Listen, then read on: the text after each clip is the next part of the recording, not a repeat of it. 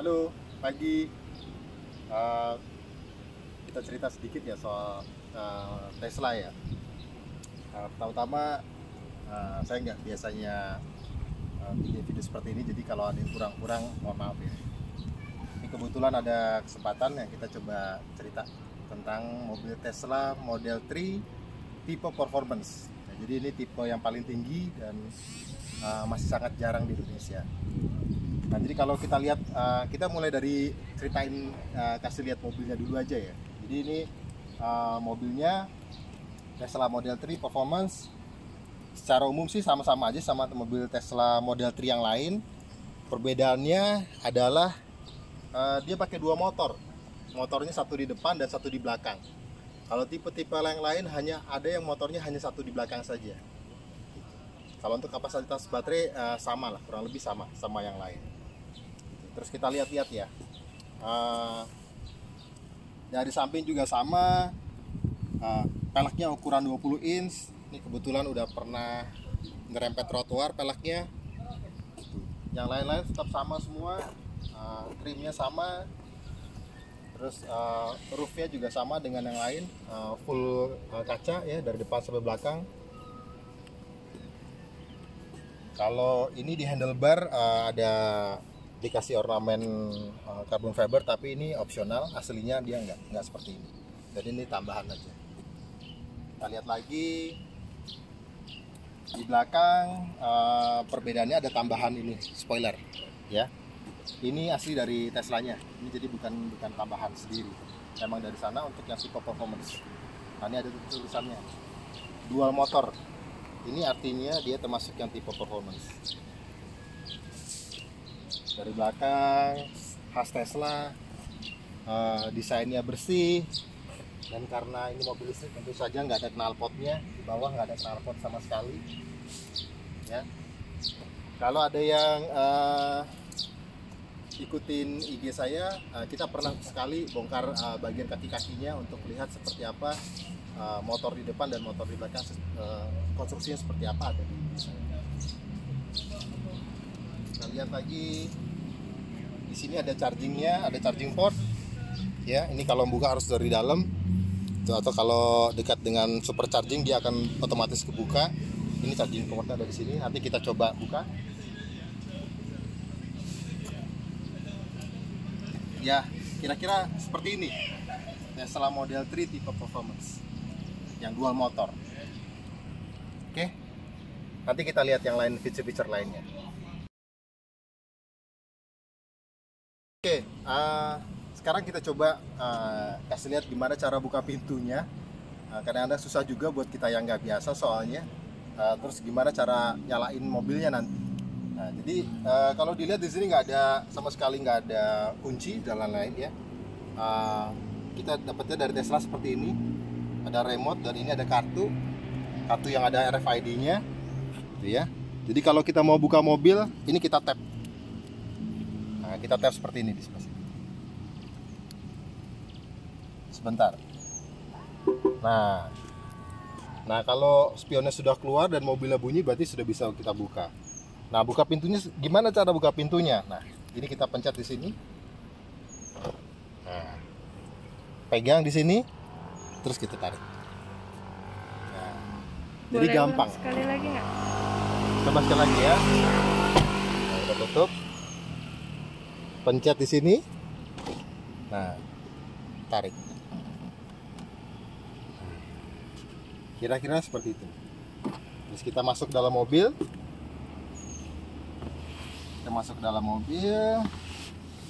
Nah, sebelum dinyalakan, jangan lupa taruh kunci ini di sebuah tempat yang khusus ya. Ini harus ditaruh di sebagian sini. Ya.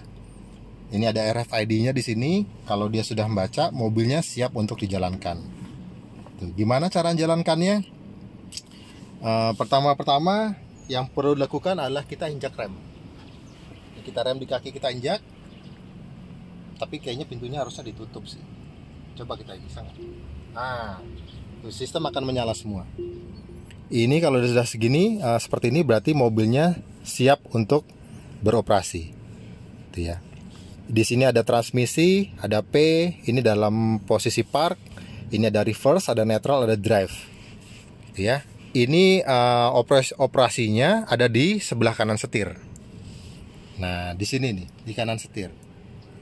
Jadi kalau ini dipencet, dia akan menaktifkan parkingnya. Kalau mau driving, ini kita tekan ke bawah. Gitu ya, ini kita tekan. Oh, karena pintunya terbuka, dia nggak mau. Nanti kita coba habis ini. Oke, kita lanjut. Tadi begitu kita pencet brake, berarti mobil udah siap. Sekarang posisi masih di P. Kita pakai seatbelt dulu. Kita pakai seatbeltnya. Ya, kita pakai seatbelt. Terus tombol yang di sini ditekan. Nah, tekan. Terus nanti kita turunin ke bawah. Dia akan pindah ke D, otomatis. Ya, kalau sudah sampai di D, berarti mobil bisa jalan. Kita tinggal injek gasnya pelan-pelan. Nah, mobilnya akan jalan. Nah, seperti itu kira-kira. Kalau mau berhenti, kita tinggal angkat pedal gas, mobilnya akan otomatis ngerem sendiri karena feature regenerative braking. Ini kita bisa angkat untuk pindah ke R atau ke N. Itu kita semua dari tombol yang di sebelah kanan. Kita coba, ini kita pindah ke R, ke atas. Nah, begitu pindah ke R, akan langsung muncul ya view di sebelah belakang mobil. Nah, kita gas, ya mobilnya akan mundur.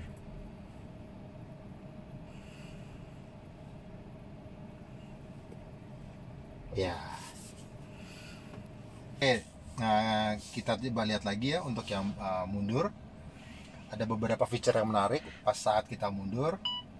Pertama, nanti akan diperlihatkan view bagian belakang mobil. Juga ada yang menarik, posisi spion akan berubah nanti kalau posisi masuk ke posisi mundur. Nanti kita lihat sambil dilihat spionnya. Ini kita pindah ke mundur ya. Nah, itu posisinya, posisi spion akan berubah. Di sini posisi mundur kamera belakang. Dan ini juga ada dua garis putih ya. Dua garis putih ini sebetulnya menunjukkan track ban kita ya. Jadi bisa untuk guide bagi kita. Nah, dan setir tuh. Kalau setirnya diputar, dia akan memberikan kira-kira arah beloknya jadi seperti apa nanti. Tuh. Nah, ini akan sangat membantu kita pada saat kita mundur ke belakang. Bisa lebih jelas. Karena sebenarnya terus terang aja kalau kita lihat dari spion yang di sini ya, spionnya ini kecil sekali, visibility-nya kurang bagus sebenarnya. Tapi dengan ini kita akan sangat terbantu pada saat kita mundur mobil. Oke, itu aja dulu ya. Terima kasih. Sekarang saya akan cerita lebih banyak tentang layar monitor yang ada di tengah ini. Ini sesuatu yang khas ada di Model 3. Dan semua fungsi kendaraan dikontrol di layar ini. Ini berbeda dengan model S dan model X, di mana di kedua model itu kita masih ada speedometer di belakang kemudi. Di sini udah nggak ada lagi nih. Jadi semua ada di sini. Nah, kalau kita lihat di layar ini ada beberapa bagian utama. Yang pertama di sini ada peta, ya, ada mapnya, GPS. Terus yang di sebelah kanan ini adalah informasi mengenai kendaraan. Posisi transmisi ada, speedometer ada, terus kondisi baterai, mobil dan sekitarnya. Nanti kalau kita jalan akan terlihat di sini ada mobil, motor atau orang di sekitar kita. Terus di bagian bawah ada beberapa fungsi-fungsi lain, gitu ya. Ini ada AC untuk pengaturan AC. Terus pengaturan volume, ini yang penting-penting ya, jok, posisi jok. Terus ada musik, ya, musik, ada radio atau kita mau connectin dengan handphone atau Spotify. Bagi yang punya akun Spotify atau tune in yang radio internet, jadi semua ada di sini. Tuh. Terus yang paling ujung, ya ini yang juga penting, ini adalah tempat di mana kita ngontrol berbagai macam fungsi kendaraannya. Tuh. Fungsi-fungsi utama dibagi di sebelah kiri. Ini ada quick control, ada pengaturan lampu, locking, display, driving, autopilot, navigasi, service, software, dan lain-lain. Gitu. Ini kita masuk di quick control dulu. Ini ada lampu yang di luar. Lampunya dia secara default akan selalu menyala terus. Tapi kalau siang kita bisa matikan di sini. Ini ada adjustment buat mirror, ya. Ini ada untuk melipat mirror, bisa dilipat di sini. Nah, dia melipat, ya. Tuh. Terus ada Windows lock dan lain-lain. Nah, bagi yang sering mungkin senang kebut-kebutan, itu ada di sini nih, di bagian driving. Nah, di sini ada pilihan-pilihan lagi, mobilnya mau seperti apa karakternya, mau chill atau mau sport, ya. Terus feedback dari steeringnya, mau yang santai, standar atau yang sport. Yang sport dia lebih responsif. Dan ini adalah setelan untuk regenerative braking. Bagi yang belum tahu, di kendaraan listrik ada sifat yang khas. Jadi biasanya kalau pedal gas kita angkat, mobilnya otomatis akan melambat. Nah, itu sebetulnya adalah efek dari regenerative braking. Pada saat itu terjadi, motor penggerak berubah menjadi generator dan menghasilkan listrik yang ngecas lagi ke baterainya. Pada saat itu terjadi memang ada efek seperti engine brake, kira-kira seperti itu. Nah, jadi di sini bisa dipilih ini efeknya mau low atau standar. Kira-kira gitu. Nah, ini coba kita lihat yang lain. AC misalnya. Nah, AC-nya pengaturannya seperti ini. Ini untuk fan-nya, ya. Fan-nya mau kencang atau apa. Ini untuk hembusan dan lain-lain. Nah, di sini karena di Model 3 bisa dilihat AC-nya kisi-kisinya hanya kosong lurus begitu aja. Kita nggak bisa ngatur dari sini. Jadi kita ngaturnya ya dari sini. Ini arah hembusannya mau diarahkan kemana, itu kita kontrol dari interface ini. Nah, gitu kira-kira. Lebih enak juga sih. Cuman memang untuk dapat ke sini kita perlu akses ke touchscreen-nya. Untuk suhu selalu terlihat di sini. Mau sedingin apa kabin kita. Tuh ya. Nah, ini untuk AC-nya. Lain-lain ada yang buat pengaturan, ini heater buat bangku, kita nggak pakai di Indonesia. Terus di sini ada juga ini untuk informasi tambahan dan beberapa feature lain. Ini juga ada web browser, ada untuk entertainmentnya. Coba pencet lagi. Terus ada juga ini penggunaan energi dari mobilnya. Nah, ini bisa dilihat, ini kira-kira masih bisa jalan sampai 310 km dari kondisi baterai 62%. Jadi hal-hal seperti ini bisa kita akses semuanya. Gitu. Ada di sebelah sini. Ini juga kita bisa atur trip. Kalau kita mau mempersiapkan perjalanan jarak jauh, kita bisa setting di sini. Jadi nanti dia bisa bantu kita. Kalau di Amerika dia bisa bantu nanti cari poin-poin buat chargingnya, cuman ya di Indonesia nggak ada, jadi ya sudah lah, begitu aja adanya, ya. Kalau close pencet di sini, apalagi ya, navigasi di sini ada, ya. Kita bisa masukkan alamat, nanti kita bisa driving ke sana, gitu ya. Kita juga bisa setting rumah dan tempat kerja kita, jadi nanti dia bantu setiap hari. Terus ada ini juga koneksi wifi, ada bluetooth juga, kita bisa setting bluetooth untuk dihubungkan dengan handphone kita dan lain-lain. Nah, kira-kira seperti itu fungsinya. Jadi secara fungsi dia melingkupi semua. Kalau pertama kali pakai mungkin agak bingung, karena untuk ngatur AC kita harus masuk ke menu, ngatur lampu kita harus masuk ke menu. Kalau mobil biasa mungkin kita tinggal pencet ya dari sini langsung aktif. Ini kita harus masuk dulu. Tapi itu pengalaman sih nggak lama lah. Sebentar kita juga sudah hafal karena interface-nya ternyata cukup simple dan mudah dimengerti. Itu tombol-tombol juga didesain cukup besar. Jadi kita masih bisa lah gitu kira-kira mengoperasikan ini sambil berkendara, walaupun tetap harus hati-hati. Nah, kita cobain fitur-fitur yang lain lagi. Kali ini kita coba lihat bagasi depan, bagasi belakang, dan charging portnya ya. Jadi mobil ini punya 2 bagasi. Mungkin ada yang belum tahu, Tesla di bagian depan ada bagasinya karena nggak ada mesinnya di bawah, di depan situ. Mereka bilangnya frunk ya. Ini jadi kita untuk membuka kita bisa open di sini ya. Kita buka dulu, nanti kita lihat seperti apa isinya.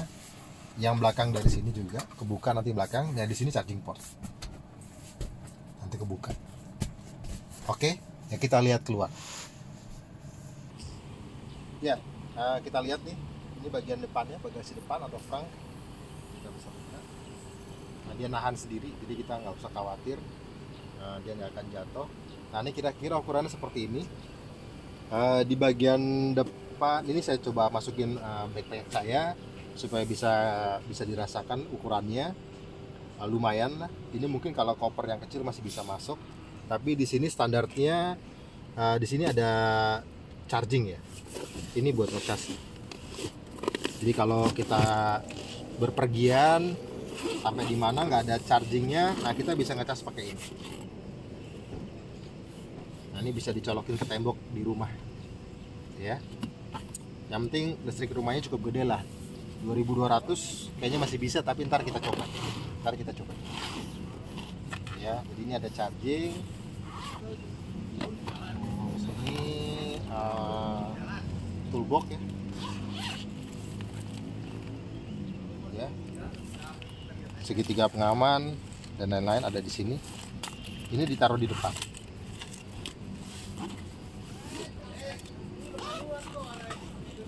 Apalagi ya di depan?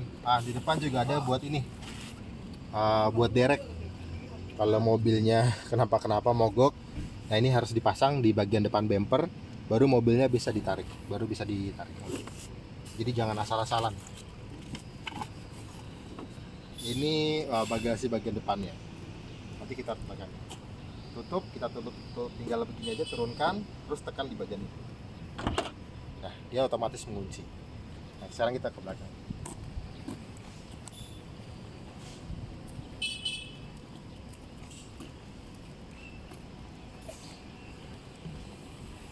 Nah, ini bagasi bagian belakangnya. Bagasi belakangnya sangat luas ya, bisa sampai masuk ke belakang. Jauh sekali. Jadi ini kita bisa taruh banyak barang di sini ya. Di bagian bawah ini hanya alas saja supaya tidak licin. Nah, ini masih ada yang bisa dibuka lagi, masih ada bagasi tambahan lagi, kita masih bisa taruh koper lagi di bawah situ. Jadi ini memang bagasinya cukup besar ya. Ini ada charging juga. Enak sebetulnya kalau buat mudik ya. Jadi kita bisa bawa barang banyak sekali tanpa harus pakai roof rack di belakang. Di kiri-kiri sini juga masih ada pocket ya, yang cukup dalam. Yang di sebelah sini nggak ada, hanya ada di yang sebelah sini saja pocketnya. Nah, ini kira-kira gambaran seberapa gede sih bagasi yang dimiliki oleh Tesla Model Y. Di atas ada ini juga, ada pegangan. Jadi kita kalau mau nutup lebih mudah ya. Kita tinggal tarik begini.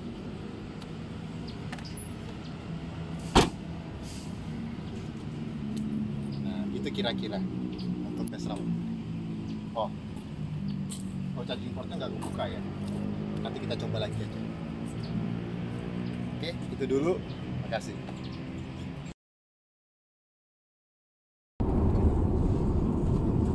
Oke, sekarang kita lihat bagaimana mobil ini berkendara di jalan tol.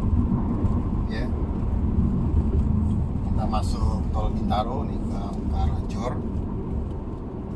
Ini sambil dilihat, mungkin di display sini bisa kelihatan ya, ada obstacle atau ada halangan apa yang bisa mempengaruhi mobil, dia akan baca sendiri. Kalau ada sesuatu yang cukup berbahaya, mobilnya nanti akan bunyi, kasih warning ke kita. Kita bayar tolnya.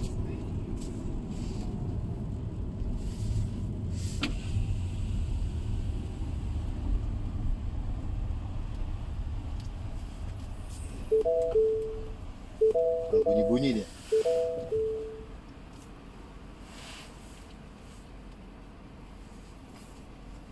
Aduh, susah ya.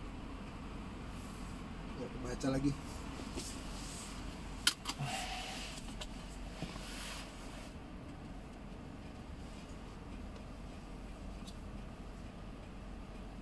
Nggak kebaca ya, Pak? Oh, udah.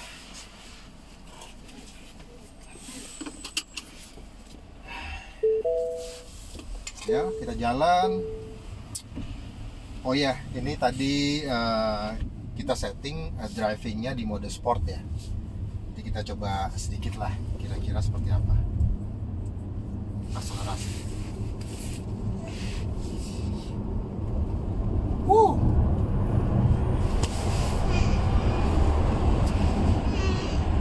Ya, itu kira-kira ya. Lumayan kencang, tapi tetap harus hati-hati. Nah, fitur-fitur lain tuh biasa, misalnya line keeping, nah, bisa dilihat dia akan kasih tahu kita nih posisi kita terhadap jalur seperti apa. Nah, kalau kita miring-miring dikit gini, oh dia ada kasih warning. Kalau kita menceng berarti ini jalanan cukup sepi ya pagi ini di Jakarta.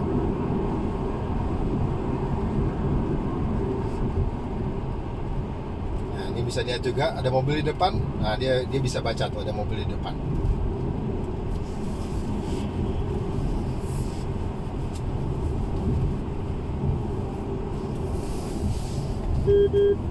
Nah, itu warningnya keluar ya, karena kita kurangnya menjaga posisi mobil terhadap jalur.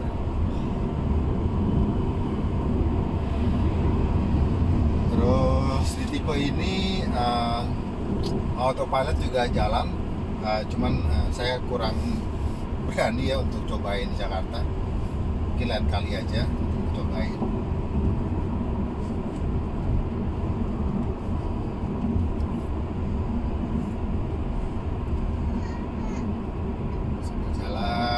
Depan kelihatan ada 3 mobil. Kita ambil jalur yang paling kanan, kita dahului. Selalu berusaha tertib kalau naik berkendara ya di jalan. Jalur kanan itu hanya untuk mendahului saja, jadi kita keep di sini. Kita dahului mobil di depan, kita kasih sen kanan. Sennya ada di kiri ya, seperti mobil-mobil Eropa. Untuk apa namanya high beam juga ada di sini seperti mobil biasa, pencet begini. Wah, itu mobil ada numpuk-numpuk di depan, kebaca semua.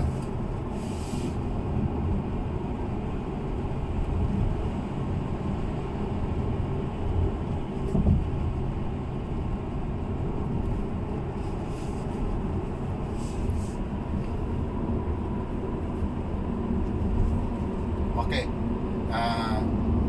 Kita lihat nanti pada saat keluar tol, dimana di jalan mungkin banyak motor atau apa, nanti kita coba lihat. Nah, ini udah, ini otomotif autopilot ya, dia jalan sendiri nih mobilnya nih. Jadi mobil di depan nanti dia tahu dia akan melambat.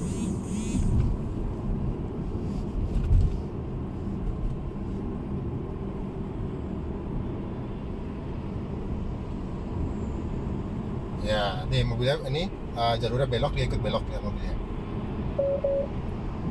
Oh, dia minta kita bantu steeringnya. Jadi ini fitur autopilotnya ya.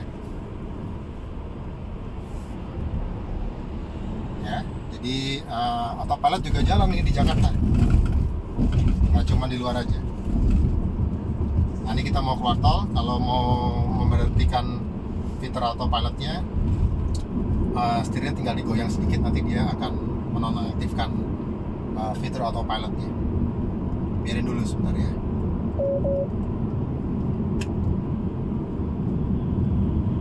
Kadang-kadang dia minta untuk kita koreksi sedikit.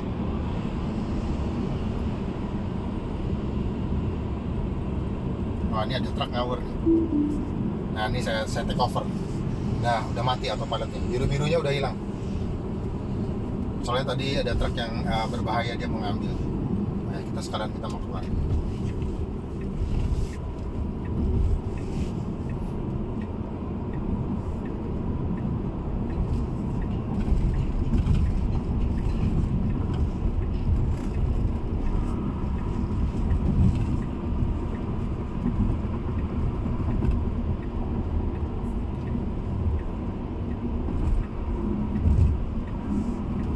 Lihat ada motor tuh di depan lawan arus. Nah kelihatan ada motor.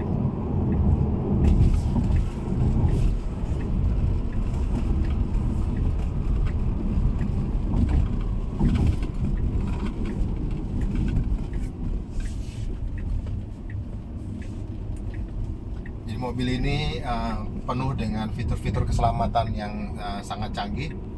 Tapi buat saya sebaiknya kita juga tetap harus waspada ya.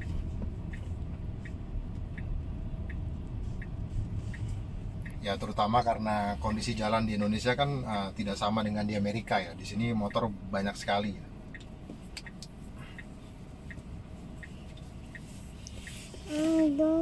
Nah ini lampu merah, dia tahu kalau lampu merah, bisa dilihat.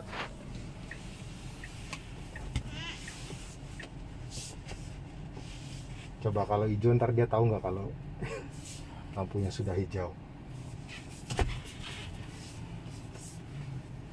Mobil ini jadi dilengkapi dengan kamera yang banyak sekali.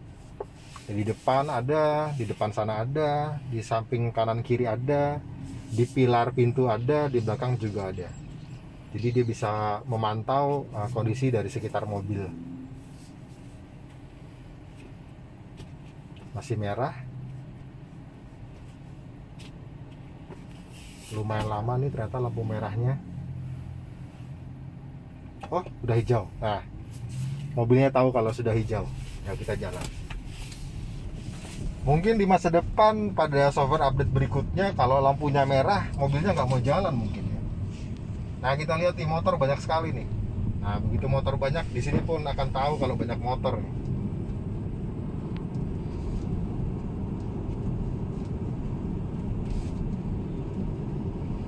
Yang hebat dari Tesla adalah mobil ini murni menggunakan kamera dan beberapa sensor ultrasonik untuk memantau kondisi sekitar dari mobil.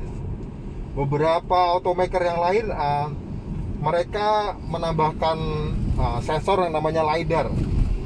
Itu semacam scanner 3D. Nah, di Tesla itu nggak ada. Mereka percaya bahwa dengan kamera dan beberapa sensor ultrasonik itu sudah cukup. Kita lewatin aja.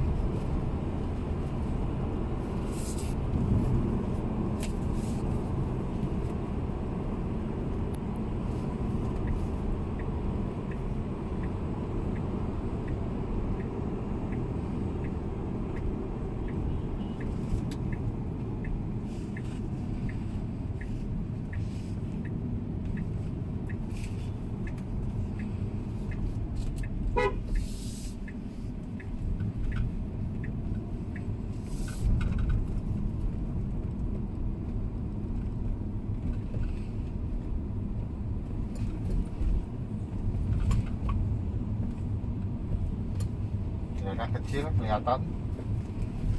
Ini kasih informasi bahwa memang mepet nih jalanannya.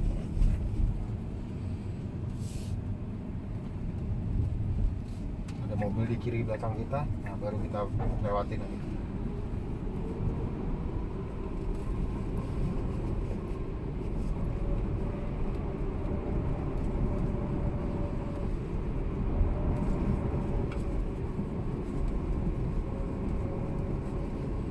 Oke, mungkin itu dulu buat pengalaman berkendaranya.